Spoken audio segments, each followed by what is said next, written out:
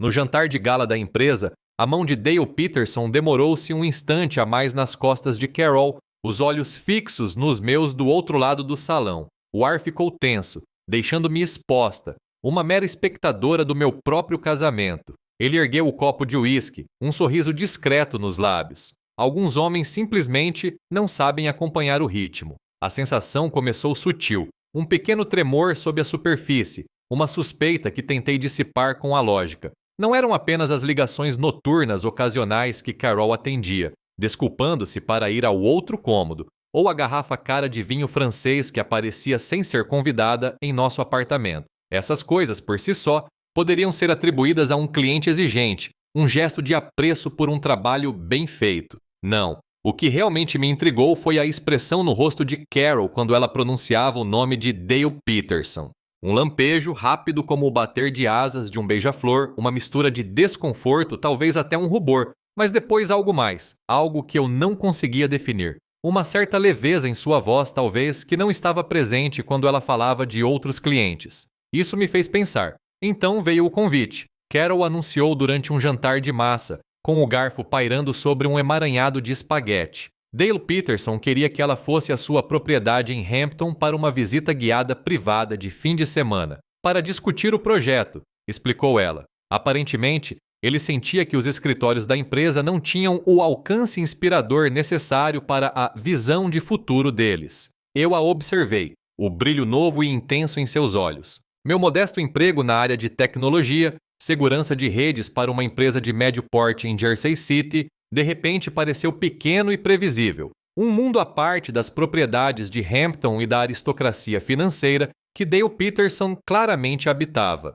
Nosso apartamento em Hoboken, com a pintura descascada e as contas do empréstimo estudantil se acumulando, pareceu ainda menor. Ela estava radiante, é claro. Era o projeto da Morgan Stanley, um enorme trabalho de design de interiores, a grande oportunidade da sua carreira. Ela a havia trabalhado durante anos, desde a faculdade de design, passando por estágios, até trabalhos residenciais menores e menos glamourosos, para conseguir uma chance como essa. Ela descrevia os saguões de mármore polido, os andares executivos envidraçados, a intensidade silenciosa das salas de negociação. Era um mundo ao qual ela sempre aspirou, um contraste gritante com a nossa vida cuidadosamente planejada.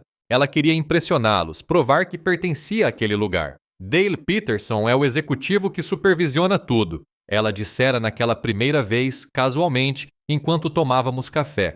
Ele é intenso, muito exigente. Ela o descrevera como um homem da Blackstone, de ternos impecáveis e opiniões ainda mais incisivas. Ele já havia rejeitado vários de seus conceitos de design iniciais, alegando que não se alinhavam com a visão de futuro do Morgan Stanley, uma expressão que ele parecia usar com frequência.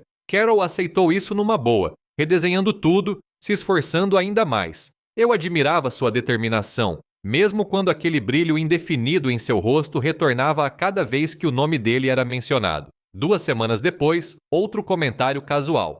O Dale viu nossa foto de casamento na minha mesa hoje. Ela comentou, dobrando roupa. Ele perguntou se você também trabalhava no mercado financeiro. Fiz uma pausa separando meias. Não, respondi. Ele sabe o que eu faço. Ela riu, um riso leve e desdenhoso. Ele pareceu decepcionado, eu acho. Pensou que você seria uma boa conexão. Eu disse a ele que você trabalhava com tecnologia, segurança de redes. Ele apenas assentiu. A decepção doeu mesmo enquanto ela contava a história. Parecia um julgamento, uma avaliação do meu valor. Meu primeiro encontro real com Dale Peterson aconteceu por acaso, algumas semanas depois, quando passei no escritório de Carol no Morgan Stanley para levá-la para almoçar. Ela ainda estava em uma ligação, então esperei na área de descanso. Ele saiu de uma sala de conferências com paredes de vidro, falando por Bluetooth, um homem alto, impecavelmente vestido, movendo-se com uma espécie de arrogância segura. Ele interrompeu a ligação ao se aproximar da recepção, e Carol o chamou com um gesto. Dale, este é o Greg, disse ela com a voz animada. Meu marido. Seu sorriso não chegava aos olhos. Eles eram de um azul opaco, avaliativo. Ele estendeu a mão, e seu aperto foi firme demais, uma demonstração sutil de poder que reconheci do trabalho. Greg, disse ele, segurando minha mão por uma fração de segundo a mais do que o necessário. Suporte técnico, certo? Segurança de rede, corrigi com a voz firme. Ele apenas assentiu, com um gesto displicente da cabeça. Seus olhos, no entanto, pareciam demorar-se em Carol, mesmo quando ela se inclinou para me dar um beijo na bochecha. Um gesto rápido e familiar. Era um olhar predatório, sutil, mas inconfundível. O tipo de olhar que um lobo lança a um cordeiro, calculando o momento exato para atacar. O pequeno tremor que eu sentia há semanas se transformou em algo frio e sólido no meu estômago. O vagão do metrô sacolejava de volta para Hoboken, o sol do fim da tarde projetando sombras longas e distorcidas nas janelas sujas. Observei as luzes da cidade começarem a pontilhar o céu que escurecia, mas minha mente continuava a reproduzir o sorriso de Dale Peterson, o jeito como seus olhos não o acompanhavam. E aquele olhar era um olhar calculista, o tipo de olhar que enxerga um objeto, não uma pessoa. Carol, para ele, era como mais um ativo a ser adquirido, uma peça valiosa em seu vasto portfólio de desejos. A arrogância emanava dele, densa e palpável, mesmo após uma breve apresentação. Mais tarde naquela noite, enquanto Carol guardava a louça do jantar, encostei-me ao balcão da cozinha.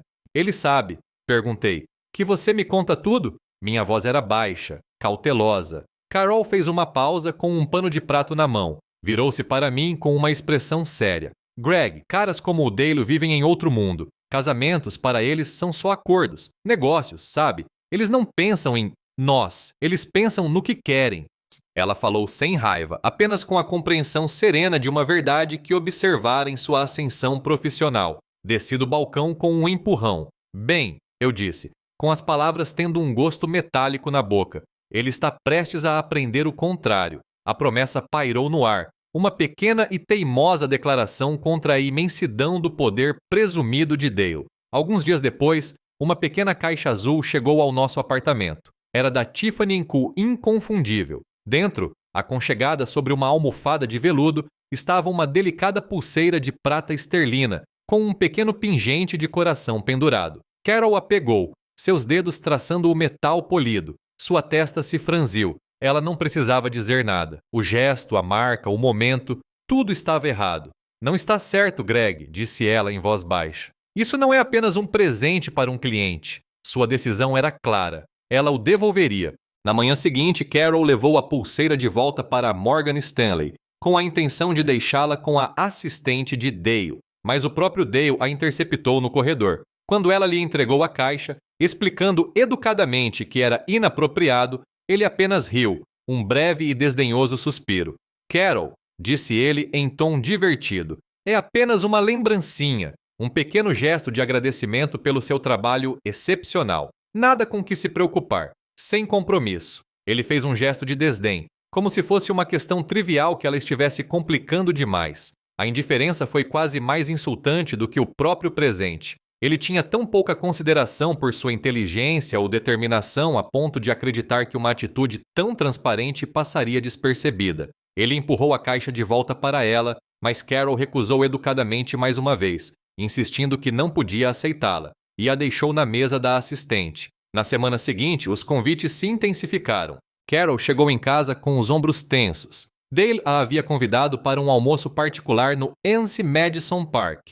Ele disse que era para discutir elementos de design delicados para o lounge executivo, contou ela, servindo-se de um copo d'água. Mas o jeito como ele disse, ficou claro o que ele queria dizer. Você foi? Perguntei, sentindo um nó se apertar no meu estômago. Ela balançou a cabeça. Não, eu disse a ele que minha carga de trabalho estava muito pesada, que eu não conseguiria encaixá-la com o prazo da apresentação que se aproximava. Ela esboçou um sorriso pequeno e amargo. Você devia ter visto a cara dele, Greg. Parecia que eu tinha lhe dado um tapa. Ele não estava acostumado a ouvir um não. Cerrei os punhos. Devo ir falar com ele, disse, sentindo uma dor física ao confrontá-lo. Carol colocou a mão no meu braço com um toque firme. Não, ainda não. Preciso dessa promoção, Greg. Trabalhei muito duro. Se eu fizer um escândalo, posso colocar tudo em risco. Preciso lidar com isso profissionalmente. Seus olhos revelavam uma mistura de frustração e determinação férrea. Ficamos em silêncio por um momento, o peso da situação nos rondando. Tudo bem, eu admiti, mas precisamos de um plano. Se ele tentar qualquer outra coisa, não vamos ficar só esperando. Ela assentiu. Vou documentar tudo, cada e-mail, cada conversa. Se piorar, vou falar com a Brenda Reis. Ela é minha chefe. Ela vai entender. Era um meio-termo, um pequeno escudo contra a ameaça crescente. Olhei para ela e depois para as luzes distantes da cidade pela janela. Nós duas tínhamos sido ingênuas, cada uma à sua maneira. Eu, por ignorar as mudanças sutis, e Carol, por acreditar que o profissionalismo por si só poderia deter um homem como Dale. Havíamos subestimado sua verdadeira natureza, confundindo sua agressividade corporativa com mera ambição. Estávamos aprendendo, aos poucos, o que significava lutar contra uma força que operava fora das regras usuais. As conversas com Dale tornaram-se cada vez mais perturbadoras. Certa noite, depois de um longo dia, Carol sentou-se na beira da nossa cama puxando um fio solto do edredom.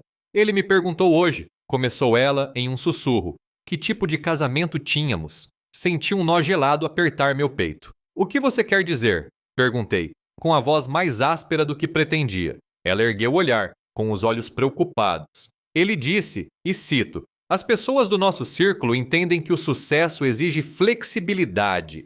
Ela fez uma pausa, deixando as palavras pairarem no ar. Ele estava falando de fidelidade, Greg. Estava insinuando que para pessoas como ele, no mundo dele, os votos matrimoniais são negociáveis em troca de ascensão profissional. Nosso círculo? Perguntei, a raiva crescendo, fria e implacável. O que você disse? Eu disse a ele, disse ela, erguendo o queixo, que temos um casamento fiel, que isso é importante para nós, que não é flexível. Ela se lembrou da reação dele, uma risada curta e seca, como se eu tivesse dito que acreditamos em Papai Noel, como se ele não conseguisse conceber tal ideia. A rejeição foi absoluta, um sinal claro de seu desprezo por nossos valores, por nosso relacionamento. Ele via nosso casamento não como um vínculo, mas como um obstáculo antiquado e irrelevante. No dia seguinte, o assédio continuou. Orquídeas caras, de um roxo vibrante que contrastava com o branco austero do escritório, chegaram diretamente à mesa de desenho de Carol. Elas se destacavam, uma declaração ousada naquele espaço funcional. O cartão que as acompanhava era minimalista, arrepiante em sua brevidade. Reconsidere. Sem assinatura, sem prosa florida, apenas uma única palavra perturbadora. Carol não hesitou. Pegou o celular, tirou uma foto rápida das orquídeas e do cartão e caminhou até uma colega de confiança, Sarah. Sarah, disse ela com a voz firme. Você se importaria de testemunhar algo para mim? Com Sarah observando, Carol pegou o vaso e foi até a lixeira mais próxima, jogando as orquídeas e o cartão dentro. Foi um pequeno ato de desafio, mas teve um significado profundo. Ela estava traçando uma linha. Naquele fim de semana, fizemos uma longa caminhada ao longo do rio Hudson, com o horizonte da cidade como um pano de fundo discreto. O ar outonal estava fresco, mas Carol tremia, apertando o casaco contra o corpo. Caminhamos em silêncio por um tempo, sem a habitual conversa leve entre nós. Então, ela parou, com os ombros tremendo. Eu não aguento mais, Greg, ela sussurrou com a voz embargada. Quero sair do projeto. Lágrimas escorriam pelo seu rosto, as palavras saindo atropeladas, cruas e sem filtro. Ele está em todo lugar, Greg. Eu viro uma esquina, ele está lá. Eu abro um e-mail, é dele. Ele está sempre observando. Ela relatou os incidentes, o medo aumentando a cada lembrança. Hoje, disse ela com a voz embargada, derramei café na minha blusa. Fui ao banheiro feminino para me trocar. E ele simplesmente entrou. Disse que achou que estava vazio. Ficou parado ali por um instante antes de eu gritar para ele ir embora. Ele só me deu aquele sorrisinho debochado, Greg, como se tudo fizesse parte do plano dele. Ela se abraçou, tentando conter um arrepio. E então, ontem, continuou ela, me designaram um Uber, e ele já estava dentro. Disse que esperava que eu não me importasse de dividir o carro, já que seria mais eficiente. Ele sentou tão perto, Greg. Eu conseguia sentir o cheiro do perfume dele, tão forte como se estivesse tentando me sufocar. Sua voz era quase inaudível, carregada de um medo palpável. Está piorando, sussurrou ela. Parei de andar. A trilha ao longo do rio, o zumbido distante da cidade, tudo desapareceu. Virei-me para ela, minhas mãos encontrando seus ombros, meu olhar encontrando o dela. Uma determinação inabalável crescia dentro de mim, eclipsando a raiva anterior. Então vamos revidar, eu disse, com a voz firme sem deixar espaço para dúvidas. O tempo da diplomacia silenciosa havia acabado. Então vamos revidar, repeti, as palavras se instalando entre nós, firmes e inflexíveis. O que eu não lhe contei, ainda não, era que eu já havia começado. A ideia vinha fervilhando. uma corrente subterrânea sombria que alimentava meu crescente desconforto, desde o comentário condescendente de Dale sobre suporte técnico. Mas ela se solidificou em um plano concreto no dia seguinte à conversa de Carol sobre que tipo de casamento ter com Dale. Sua risada desdenhosa sobre nossa fidelidade foi a gota d'água. Naquela manhã, antes mesmo de sair para o meu escritório, coloquei minha experiência em segurança de redes em prática. Era uma armadilha digital, uma operação silenciosa planejada para coletar provas. Criei uma conta de armazenamento em nuvem fictícia, imitando o tipo de unidade compartilhada que Carol poderia usar para os arquivos de seus projetos. Dei a ela um nome de arquivo instigante: feedback confidencial do cliente Morgan Stanley para o projeto Griffin. Algo específico o suficiente para despertar interesse, importante o bastante para sugerir exclusividade. Dentro daquele arquivo de aparência inofensiva, eu inseri um pixel de rastreamento. Era uma imagem invisível. Um único pixel por um único pixel, projetada para fazer uma coisa: enviar um ping para o meu servidor pessoal no momento em que fosse carregado. Quando esse pixel carregava, ele registrava silenciosamente a hora exata, a data e, mais importante, o endereço IP de onde o arquivo havia sido visualizado. Era o equivalente digital de uma pegada na lama, deixada por qualquer um curioso o suficiente para morder a isca. Esperei, guardando o segredo, monitorando os registros do meu servidor.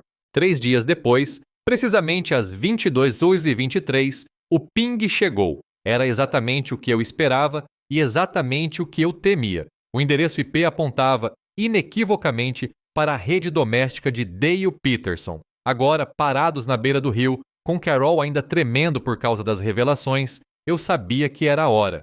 Ele não está apenas te assediando, Carol, eu disse, abraçando-a com força. Ela enterrou o rosto no meu ombro, suas lágrimas molhando minha jaqueta. Ele está acessando seus arquivos de trabalho, de casa, fora do horário de expediente. Ela recuou, o rosto visivelmente pálido e manchado de lágrimas. O quê? Como você sabe? Sua voz era um sussurro tenso, incredulidade e medo em conflito nos olhos. Isso é legal, Greg? Ela estava pensando nos meus métodos, a armadilha digital. Olhei para ela com o maxilar tenso. Mais legal do que o que ele está fazendo? Retruquei, com uma severidade inegável na voz.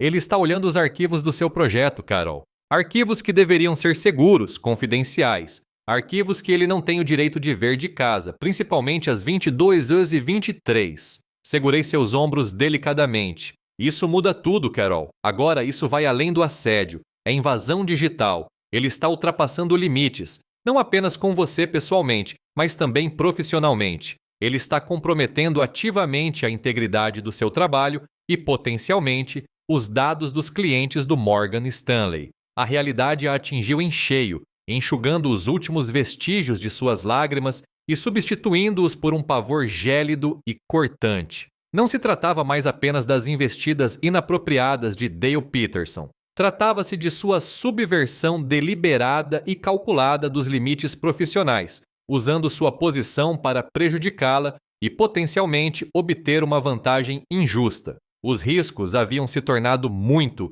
muito maiores. Na manhã seguinte, a urgência da situação levou Carol a agir. Em vez de falar com sua gerente direta, Brenda Hayes, ela marcou uma reunião com o Departamento de Segurança de TI do Morgan Stanley. Pareceu-lhe o primeiro passo lógico, uma forma de reunir provas concretas sem agravar imediatamente o drama pessoal. Ela planejou sua visita cuidadosamente, explicando à recepcionista de TI que precisava de uma revisão proativa dos protocolos de acesso aos arquivos do projeto. Usou a expressão due diligence, diligência prévia, um termo que sabia que teria ressonância em um ambiente corporativo. Quando se sentou diante do gerente de TI, um homem chamado Henderson manteve uma postura calma e profissional. Sem mencionar Dale explicitamente, esclareceu que certos arquivos de design confidenciais, particularmente os do lounge executivo e das áreas de clientes importantes, deveriam ser acessíveis apenas a membros autorizados de sua equipe de design direta.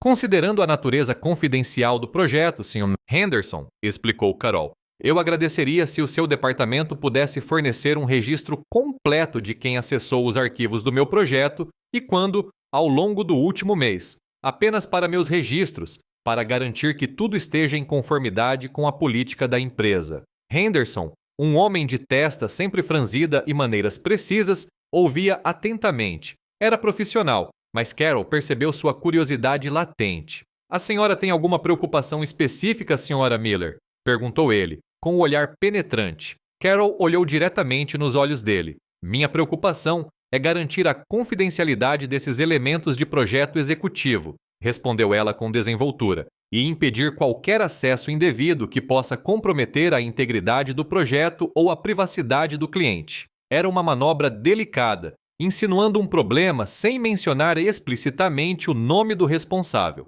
Henderson assentiu, aparentemente satisfeito com o jargão corporativo dela.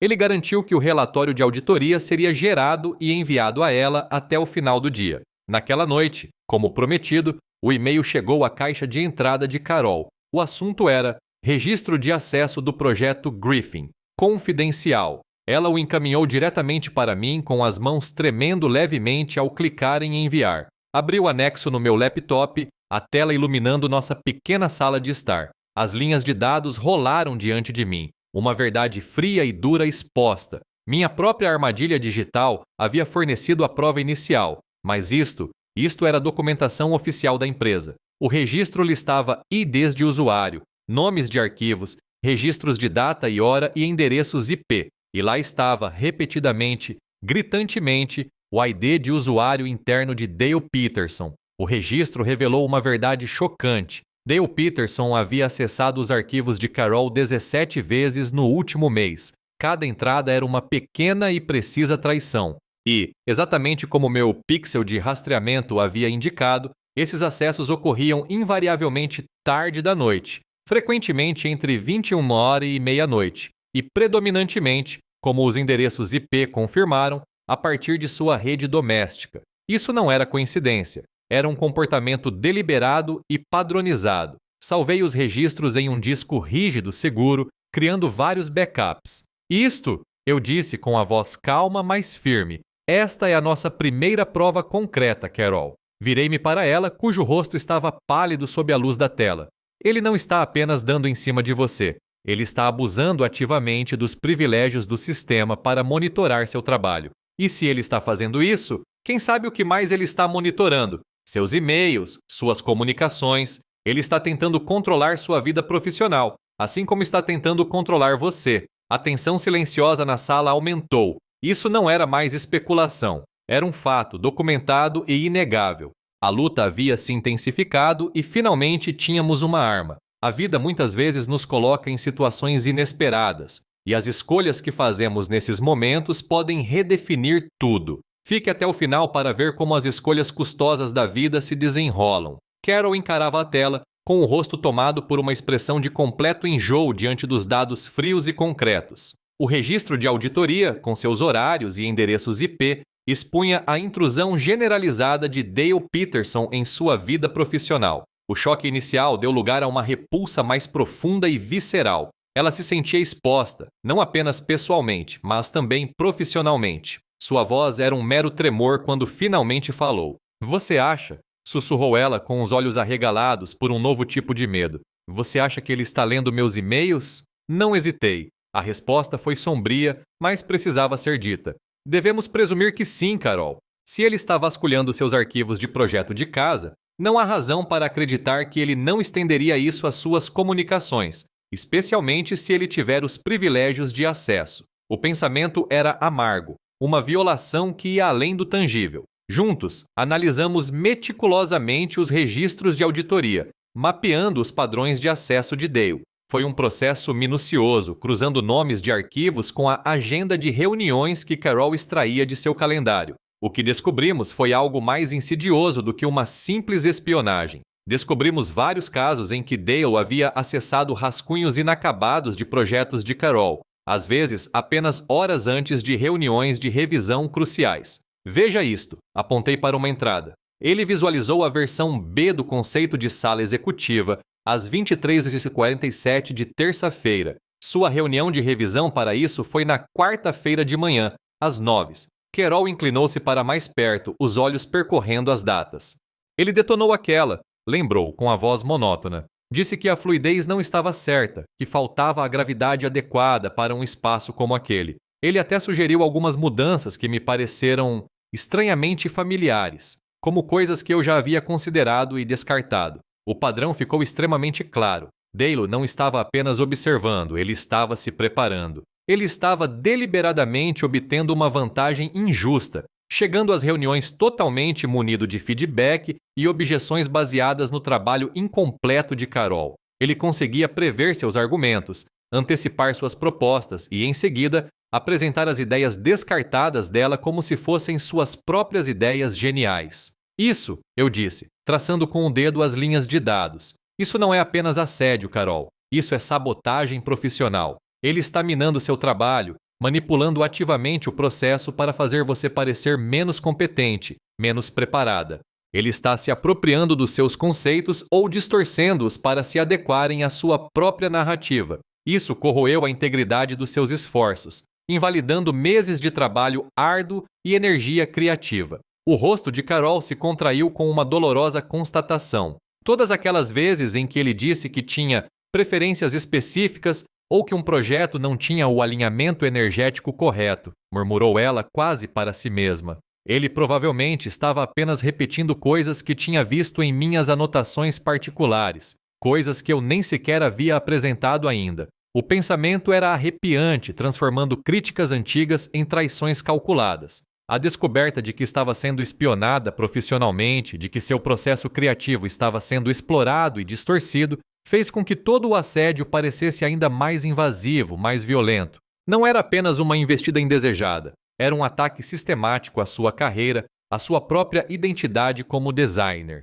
Conversamos bastante, discutindo as implicações mais amplas. Não se tratava apenas do desconforto pessoal de Carol ou da ameaça à sua promoção. Era uma violação ética da mais alta gravidade, cometida por uma executiva de alto escalão de uma grande instituição financeira. Não se trata mais apenas de uma vingança pessoal, Carol, reiterei, fechando o laptop com um clique silencioso.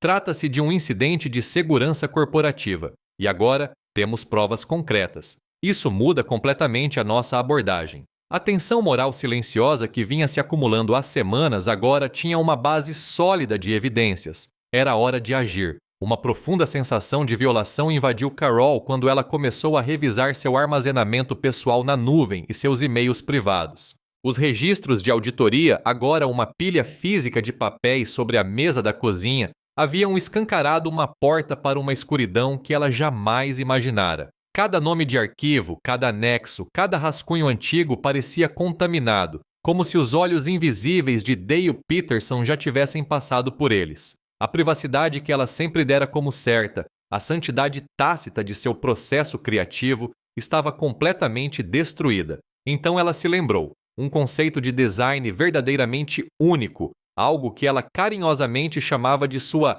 arma secreta. Era para um cliente específico, de alto risco, uma abordagem ousada e inovadora que ela vinha refinando em segredo, ainda não compartilhada com sua equipe imediata, muito menos com Dale. Era sua propriedade intelectual, um tesouro cuidadosamente guardado que representava sua visão mais ambiciosa para o projeto. Ela o havia salvo em uma subpasta em sua nuvem de trabalho, marcada como rascunhos pessoais, não compartilhar. Este aqui, disse ela com a voz tensa, apontando para o nome de um arquivo na tela do laptop. Era este. Achei que tinha resolvido isso. Meus dedos deslizaram pelo teclado, cruzando o registro de data e hora do arquivo dela com o log de auditoria. As linhas se confundiram por um instante, depois se uniram em uma confirmação arrepiante. Lá estava, um ponto de acesso correspondente, o ID de usuário interno de Dale Peterson, seu endereço IP residencial. Ele havia visualizado aquele arquivo profundamente pessoal e estratégico. O registro de data e hora indicava que ele o acessara tarde da noite, na véspera de uma apresentação crucial na qual Carol quase decidiu revelar sua arma secreta. A profundidade insidiosa da intromissão de Dale se confirmou naquele momento. Não se tratava mais apenas de bisbilhotar profissionalmente ou de obter vantagem em uma reunião. Tratava-se do roubo deliberado de sua propriedade intelectual privada. Uma manobra calculada para antecipar cada passo profissional dela, para roubar suas ideias antes mesmo que ela pudesse apresentá-las.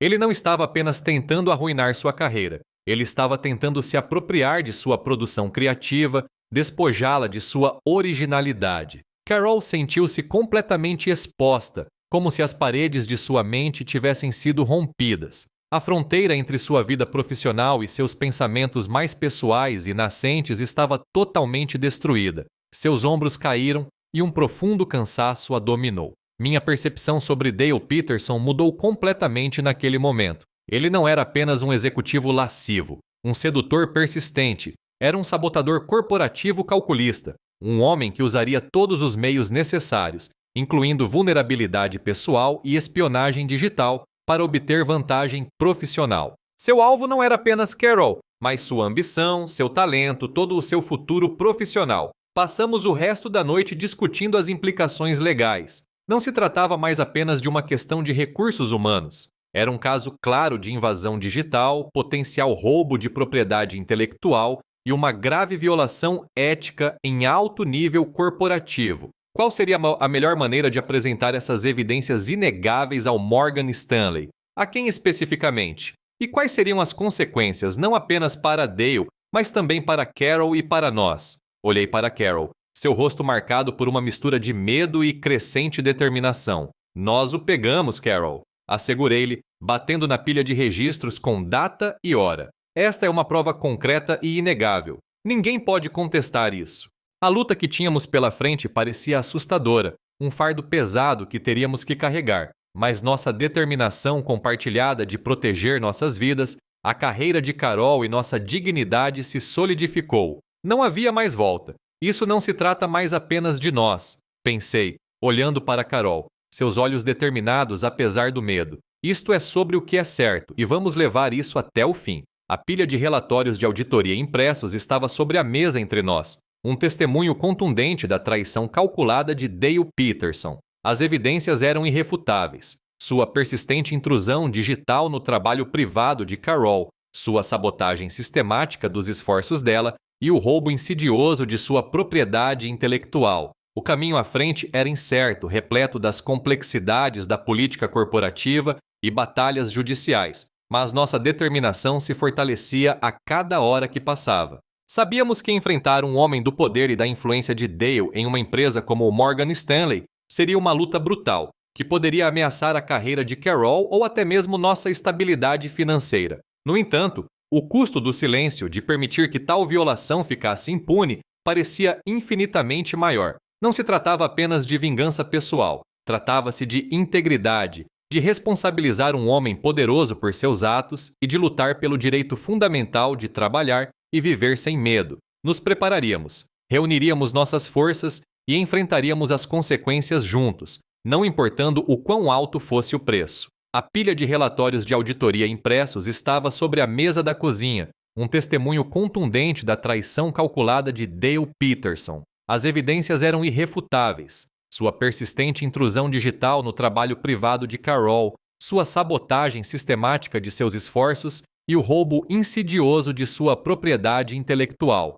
O caminho à frente era incerto, repleto das complexidades da política corporativa e das batalhas judiciais em uma empresa como o Morgan Stanley. Seria uma luta brutal, que poderia ameaçar a carreira de Carol ou até mesmo nossa estabilidade financeira. No entanto, o preço do silêncio, de permitir que tal violação ficasse impune, parecia infinitamente maior. Não se tratava apenas de vingança pessoal, tratava-se de integridade, de responsabilizar um homem poderoso por seus atos e de lutar pelo direito fundamental de trabalhar e viver sem medo. Nós nos prepararíamos, reuniríamos nossas forças e enfrentaríamos as consequências juntos, não importando quão alto fosse o preço.